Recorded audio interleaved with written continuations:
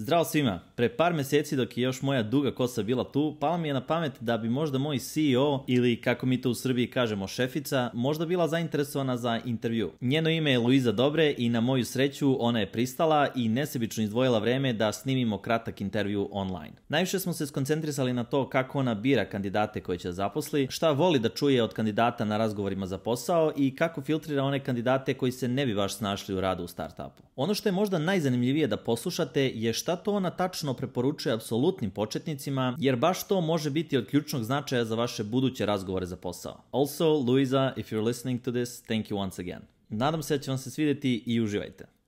So, hello Luiza, how are you? Hi Philip, I'm good. How are you?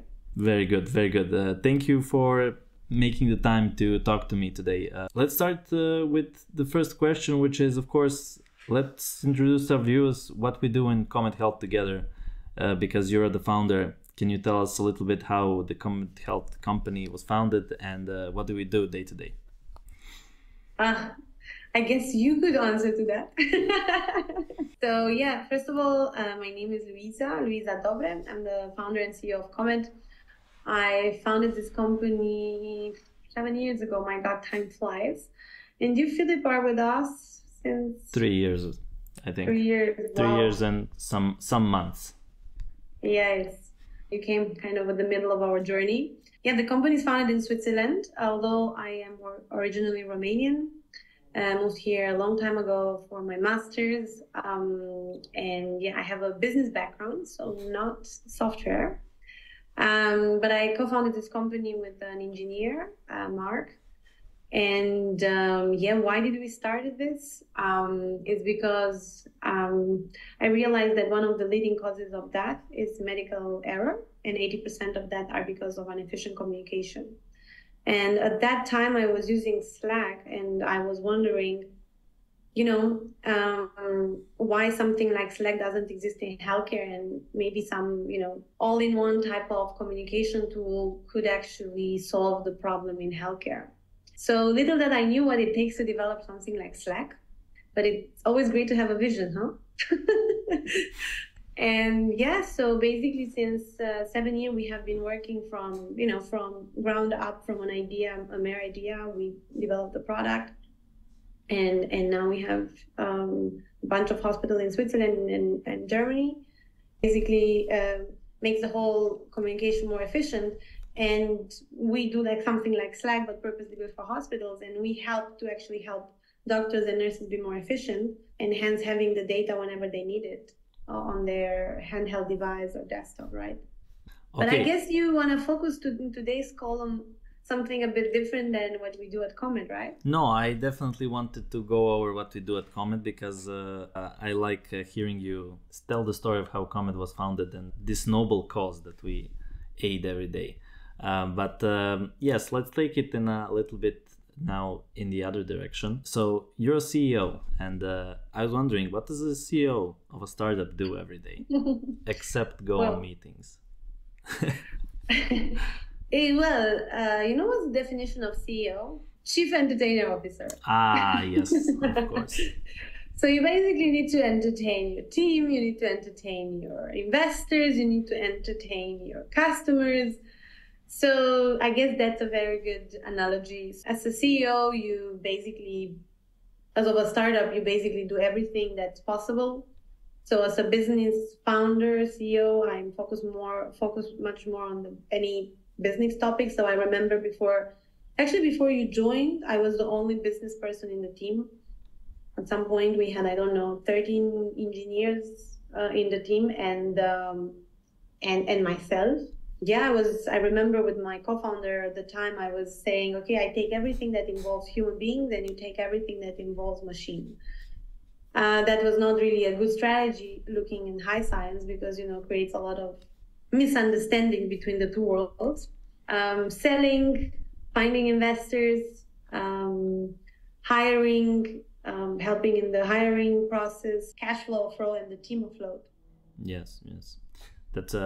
That's a very good explanation of what CEO does. Very thorough. Thank you for that. A CEO in a startup, okay? CEO in a startup, yes, of of course. Microsoft probably has different duties. Well, I don't know that, but when I interview CEO of Microsoft, we'll see. I'll tell you what's going on there. You touched a bit on the topic of employees hiring process. So because I mean startups are naturally very dependent on the quality of the employees. How closely do you work in that process of interviewing new people for the company? Well, very, very close, especially how the company progressed. I think maybe at the very beginning, I was not so much involved in hiring the first engineers, except maybe one interview where I was kind of looking at the people skills. I think especially early employees can totally sink a startup or really take it to new heights. We had some really bad experiences hiring people that would not fit into our culture and created a lot of let's say chaos and disturbance in the team. But also we made really good hires. One is yourself, and I'm not telling you because you're interviewing me, but you know my opinion. Sure. So I think the viewers are gonna believe you 100%. Yes, I hope so. They should. So coming back to that, let's say somebody wants to join Kome Health, and is there anything that you're looking for in a CV of a candidate? What does your process look like? How do you decide who you call to the next interview step or no? It's a combination between soft skills and hard skills, really, and the experience that this person can bring on the table. So especially let's focus a little bit on the tech team. Mm-hmm. If we look for an engineer, of course, it's very important the experience, that this person has, and I think experience is very important. But also even more important is the attitude, right? Is this person maybe without a lot of experience, but a can-do attitude, very innovative. You see that this person has a lot of interest and, has maybe on the side different projects and so on, showed success and achievement in other projects. And I think this was also the case you had when we met, right? You didn't have so much experience at the beginning, but then you seem like the perfect fit into our company by, you're bringing a lot of different views on the table and this can-do attitude. But that, of course, you can only see in an interview, right? It doesn't tell you the CV. But the CV, of course, you look, does this person have experience with our technology? So I think it's very important in the first interview to see more focused on the human aspect and attitude aspect rather than the tech aspect. When an engineer joins our companies or has the first interview with us, I will be part of that first call together with our team lead, and he would, we would basically ask a lot of 20 minutes, a lot of personality questions, trying to understand their motivations, their experiences, understand a bit what is the self-awareness of that person as well, and the motivation. I think is very important that this person knows in which type of company he or she goes. A lot of people just apply to random jobs and they go to interview and they have no clue what this company does. When somebody does that, for me, it's not an interesting candidate. I want somebody to, at least when you get an interview, to know really the people you are talking to, what is this company doing, and how your skill can actually bring value to the company, even coming with ideas. That's a can-do attitude. Mm-hmm, mm-hmm. And then, of course, is the technical interview, right? When we go deeper on the tech skills. But I think the first one is the most important one, and what I advise any hiring manager, always listen to your instinct. And I must say that the 2 times where we made bad hires, my instinct was telling me don't hire these people. Yes, and I just wanted to ask you this. Because once you mentioned that you have this instinct, on a very high level, and then you said that instinct always gives away the good hire.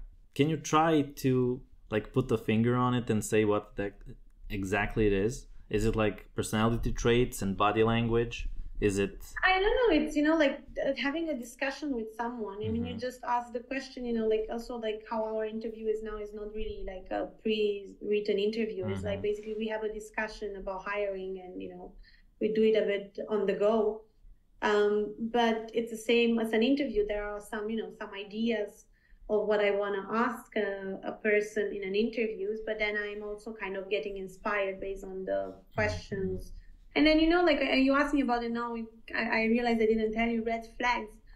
If I see CVs where people are jumping from role to role or they have been freelancer all their life, I don't think they could be a good fit in the team because, we have such a cohesive team of, where everybody can work individual, but it's a lot of group work and group backing up each other. And here you can probably tell more about it. But I think it's, for me, it's a red flag when I see somebody jumping from job to job just to have it on their CV. Maybe has only freelancer job and never been actually really part of a full team. Okay, when I see these profiles, I skip quite fast. And is there something that you would say to people that are just now getting into development? Like, is there anything you can tell them? Because you know how the market is right now. It's very bad for junior developers. But is there something like from a business perspective that you can tell them? Try to gain experience, and even unpaid volunteer. There are so many different ways how you can learn nowadays, right? You can go to Coursera, Edu. You can learn without paying stuff, you can create your own project on GitHub. You can trial and error. And, if you can prove that you have basically tried things, you've done things, you try to learn and you're curious in different aspects and I think that is what I would advise them, use the technology that we have today to learn. And what do you think are biggest mistakes that beginners make?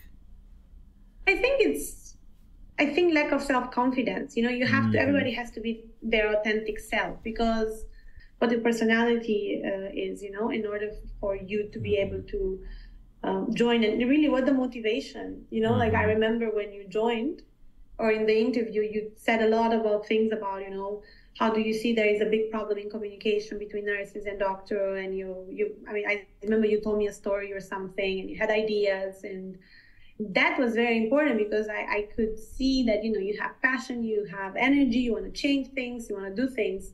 And I think that's very valuable for somebody who doesn't have an extensive experience. One thing that anyone joining a startup has to be comfortable with is basically navigating uncertainty. As a startup, cash flow is not a given. Cash flow positive is not a given. You never know sometimes if the company is still going to be in business in a few months or not, especially at the very early stage. When the company is like a couple of years young. The product is not even there, so you have to be aware of that, that this might happen. So it's also like a higher risk, but also it's a high gain because you can work on a life-changing product or something that can really make an impact. So it's always like and also feel comfortable to just take decisions, because if you cannot take decisions, you cannot grow in a startup. It's all about trial and error. And when you're in a culture, generally in a startup, you have to have a culture of, doing mistakes, but doing them, not just waiting. Yes. Do them, learn from them. And would you say that that's the biggest, difference between bigger companies and startups? Because there's no point pinpointing fingers. Also, in our companies, what can we learn from it now? Let's do it better next time. It's not like, this person is his fault. You hit the wall, you get up, you clean yourself up and continue walking. Yeah, and then you have to learn. Of course, if you make the same mistake 3 times, then we have a problem, right? I mean, the thing is you have to be comfortable with, there are people who are not comfortable with taking decisions. And it's also in the startup, of course, depending on the setup, how big is the company and so on. Because if you join as a junior, of course, you'll have much more guidance from your superior. But if you join as one of the early employees type of, then you have to be comfortable to take decisions. You need to get your hands dirty in all these different technologies at once. There are technologies you never used before and you're just gonna wing it because new project needs it or a new feature needs it. it's not like you have 10,000 other developers to talk to. There's usually just a few, and then you need to make yourself do it basically on your own. Exactly. You just have to figure it out, and you have to trial and error. Thank you again for taking your time off to have this interview with me. I think you gave some really good insights to our viewers, and I will definitely have you on my interview again. If you fit the profile, send your applications to Philip. Yes, of course. Philip will go through all the applications. I'm gonna be drenched now. Thank you. Thank you for saying that. You do it to yourself. Okay, Luiza, thank you. I think this is the time where we stop recording. Thank you very much. Thank you very much. See you. Bye-bye. Thank you. Bye. Are you ready? No? Yes? No? You're laughing? Okay. We're not leaving the I'm just gonna stop everything. I'm just gonna stop everything.